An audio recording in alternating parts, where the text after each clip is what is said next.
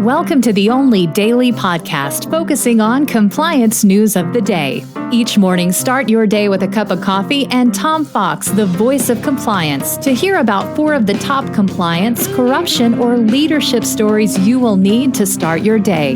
The Daily Compliance News is a production of the Compliance Podcast Network. First, a word from this month's sponsor, Ethico. If you're a compliance officer, middle managers are crucial in getting your programs from you to your frontline employees. But how do we activate those managers and get them on our side?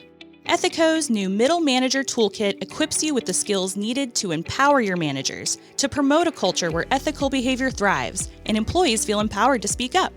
Learn how to turn frontline managers into ethical leaders with our new white paper, Empowering Middle Managers as Ethics Champions. And did I mention you can get the whole toolkit for free? Head to ethico.com to download the full toolkit today. Also, if you are looking for something new and different for the upcoming Compliance Week celebration in November, check out The Compliance Kids. It's my 3-book children's series on compliance and compliance professionals for children.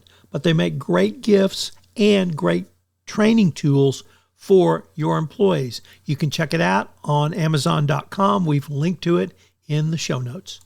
The Daily Compliance News for September 9, 2024, The Way Forward for ESG edition. And we begin with that story from the Financial Times. In an op-ed piece by Brooke Masters, she says that the actual owners of shares of stock should have more say than their hired fund managers. This would certainly get rid of idiotic states like the great state of Texas, which has said that they will not accept hedge funds or institutional investors who work with ESG. However, nearly 80% of big companies disclose their carbon emissions, and many are actively seeking to cut their packaging and other waste. So they're already doing it. Many of these actions were prompted by investor pressure, but big asset managers talked openly about the importance of ESG. And of course, there was the right-wing nutbag MAGA hat-wearing backlash and idiots who don't want corporations to do better or make money. Crazy. Next up, from the Associated Press, South Africa's justice minister denies allegations against her in a mutual bank scandal. Her Minister of Justice has denied the scandal involving VBS Mutual Bank, which held the savings of retirees mostly from a northern province. And police investigations show the money being held by the bank was used to purchase luxury houses and vehicles, and that Justice Minister Thembi Simelane was a part of this overall fraud. She received a loan to purchase a coffee shop. So not good.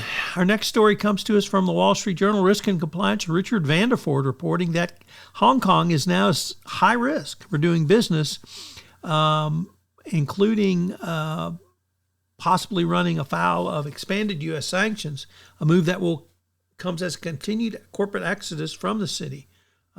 If you've been to Hong Kong in the 80s, 90s, or aughts, you know it was the jewel in the crown of business in the Middle East, or in the Far East.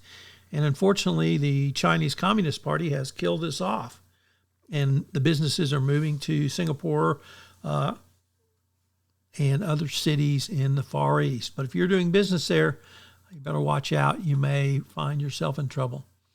And our final story comes to us from Reuters, which reports that the law firm Covington and Burling has been hit with a $100 million lawsuit over alleged defense advice it gave to a crypto client. So watch out there. It's dangerous.